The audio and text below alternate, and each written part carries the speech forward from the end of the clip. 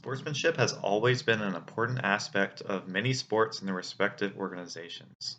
While players and their teams must follow the rules of the game, there has been many times that respected athletes have illegally undermined their opponents. One such case was in 2018 during the third Test cricket match between Australia and South Africa in Cape Town, where Australian cricketer Cameron Bancroft was caught tampering a ball and sticking it back in his pants.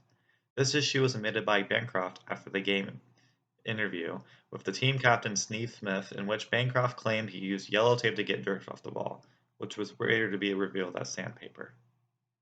Bancroft admitted to the sandpaper later, and additionally, Smith admitted to knowing Bancroft's plan. Later on, Cricket Australia apologized to fans for what happened, as well as issued bans out to Smith, Bancroft, and vice captain David Warner. Smith and Warner was also not allowed to be in a leadership position for the rest of their career. While Cricket Australia views this as a fair punishment, Australia Cricketers Association, or ACA, argue that the punishment is too harsh for the players. They explain that the punishment that the players are receiving is far greater than what the International Cricket Council, or the ICC, would have given them. Both parties clearly have different views when it comes to values that they have towards how to handle the misdeed that the three players committed. While there is a conflict that includes values, it is hard for both sides to view it the same according to their own belief systems. Even though you don't share the same opinions, doesn't mean that you have to disagree on every aspect of what has happened. We all can agree that what our players did was not fair to the game and should be dealt with in a reasonable manner. Both Cricket Australia and Austin Cricketers Association share a couple underlying mutual interests in all respects to the players as well as the game itself.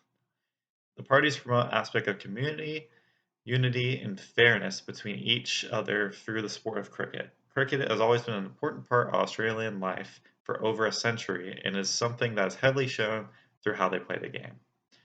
While the ACA are a collective and representative voice of present, past, and future elite international cricketers in Australia, and Cricket's Australia's vision is for cricket to be Australia's favorite sport and a sport for all Australians with the purpose to unite and inspire communities through cricket.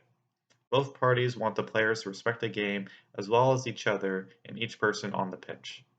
While ACA is more concerned about the rights and well-being of the players in extreme cases such as this one, and Cricket Australia views this as an embarrassment to Australian cricket, especially after what Prime Minister had to say about it.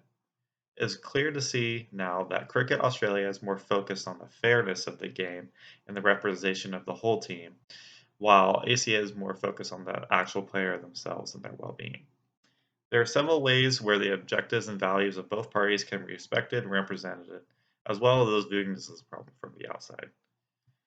Communication is a very important step in resolving the problem at hand. There are many different skills that can be used to resolve this conflict, but the most important would be active listening, recognizing and respecting differences, and acknowledging the problem without avoiding it.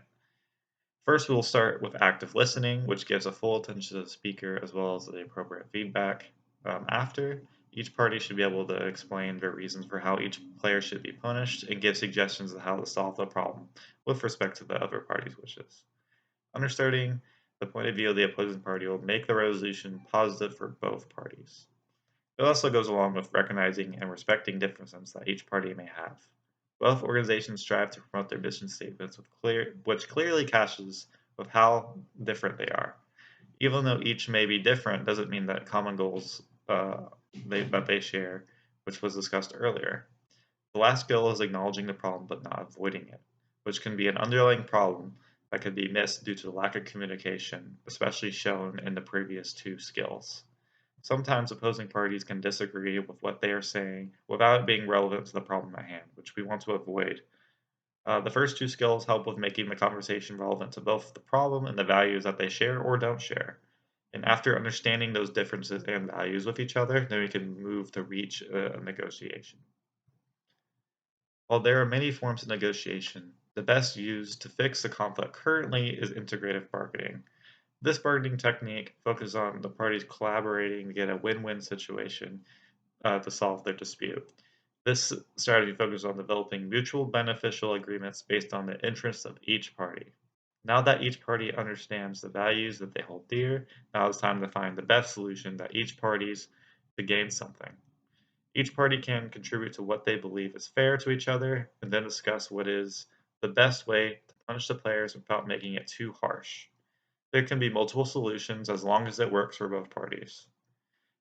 Some examples could be such as both parties might agree to make prohibition for 12 months instead of only 9 months, or have the players do something else to lessen the burden of the prohibition. Now we can move on to the important factors that must be included and the barriers that need to be respected or broken.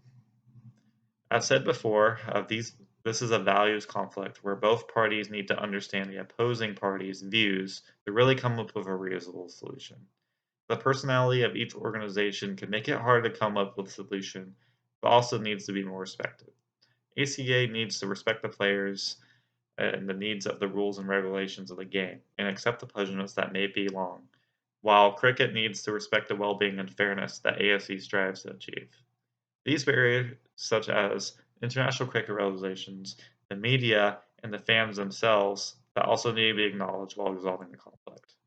Overall, these are the tips and strategies that both parties need to contribute to resolving the conflict. There are multiple other skills and techniques that can be used to resolve this, but what has been discussed is the best way for each party to be happy with the conclusions, as well as those outside the organization to feel happy as well. Thank you for your time.